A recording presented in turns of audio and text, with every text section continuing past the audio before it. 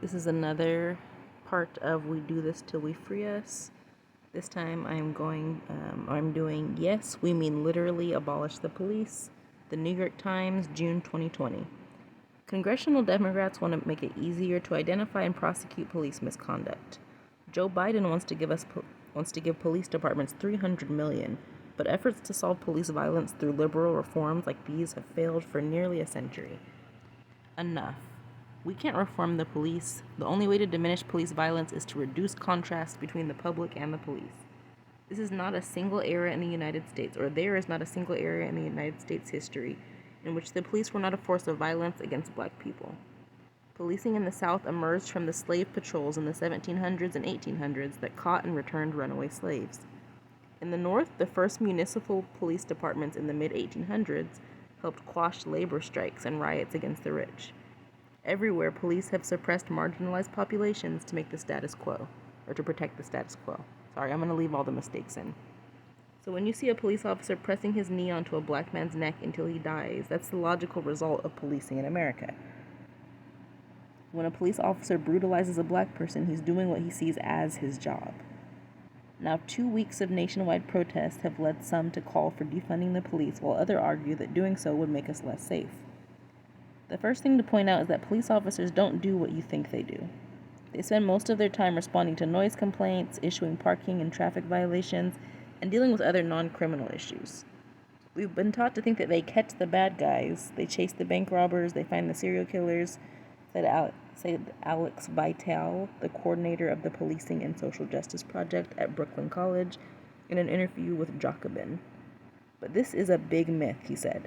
The vast majority of police officers make 1 felony arrest a year. If they make 2, they're cop of the month.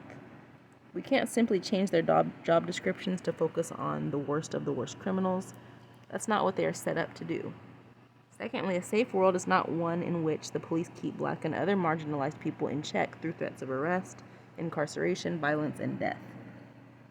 I've been advocating for the abolition of the police for years. Regardless of your view on police power, whether you want to get rid of the police or simply make them less violent, here's an immediate demand we can all make. Cut the number of police in half and cut their budget in half. Fewer police officers equals fewer opportunities for them to brutalize and kill people. This idea is gaining traction in Minneapolis, Dallas, Los Angeles, and other cities. History is instructive, not because it offers us a blueprint of how to act in the present, but because it can help us to ask better questions for the future. The Lexow community undertook the first major investigation into police misconduct in New York City in 1894. At the time, the most common complaint against the police was about the clubbing, the routine bludgeoning of citizens by patrolmen armed with nightsticks or blackjacks. As the historian Marilyn Johnson has written, the inflection was off there a little bit.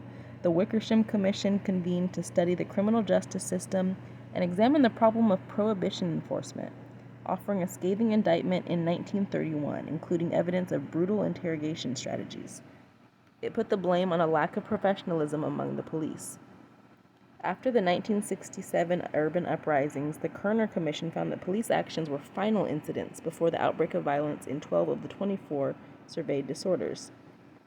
Its report listed a now familiar set of recommendations like working to build community support for law enforcement and reviewing police operations in the ghetto to ensure proper conduct by police officers. These commissions didn't stop the violence, they just served as a kind of counterinsurgent function. Each time police violence led to protests. Calls for similar reforms were trotted out in response to the brutal police beating of Rodney King in 1991 and the rebellion that followed, and again after the killings of Michael Brown and Eric Garner. The Obama administration's final report of the President's Task Force on the 21st Century Policing resulted in procedural tweaks like implicit bias training, police community listening sessions, slight alterations of use of force policies, and systems to identify potentially problematic officers early on. But even a member of the task force, Tracy Mears, noted in 2017, policing as we know it must be abolished before it can be transformed. The philosophy undergirding these reforms is that more rules will mean less violence, but police officers break rules all the time. Look what happened over the past few weeks. Police officers slashing tires, shoving old men on camera, and arresting and injuring journalists and protesters. These officers are not worried about repercussions any more than Daniel Pantaleo, the former New York City police officer whose chokehold led to Eric Garner's death. He waved to a camera filming the incident. He knew that the police union would back him up, and he was right. He stayed on the job for 5 more years.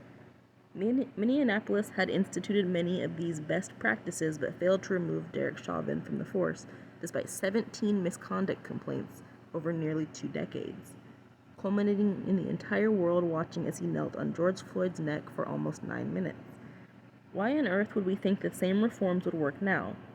We need to change our demands. The surest way of reducing police violence is to reduce the power of the police by cutting budgets and number of officers. But don't get me wrong, we're not just abandoning our communities to violence. We don't want to just close police departments, we want them to make them obsolete. We should redirect the billions that now go to police departments toward providing health care, housing, education, and good jobs. If we did this, there'd be less need for police in the first place.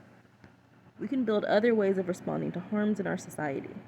Trained community care workers could do mental health checks if someone needs help.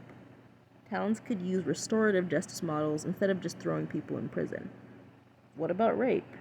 The current approach hasn't ended. In fact, most rapists never see, or the current approach hasn't ended it. In fact, most rapists never see the inside of a courtroom. 2/3 of people who experience sexual violence never report it to anyone. Those who file police reports are often dissatisfied with the response. Additionally, police officers themselves commit sexual assault alarmingly often. A study in 2010 found that the sexual misconduct was the second most frequently reported form of police misconduct. In 2015, the Buffalo News found that an officer was caught for sexual assault or misconduct every 5 days. When people, especially white people, consider a world without police, they envision a society as violent as our current one, merely without law enforcement, and they shudder. As a society, we have been so indoctrinated with the idea that we solve problems by policing and caging people that many cannot imagine anything other than prisons and the police as solutions to violence and harm. People like me who want to abolish prisons and police, however, have a vision of a different society, built on cooperation instead of individualism, on mutual aid instead of self-preservation. What would the country look like if it had billions of extra dollars to spend on housing, food, and education for all? This change in society wouldn't happen immediately, but the protests show that many people are ready to embrace a different vision of safety and justice. When the streets calm and people suggest once again that we hire more black police officers or create more civilian review boards, I hope that we remember all the times those efforts have failed.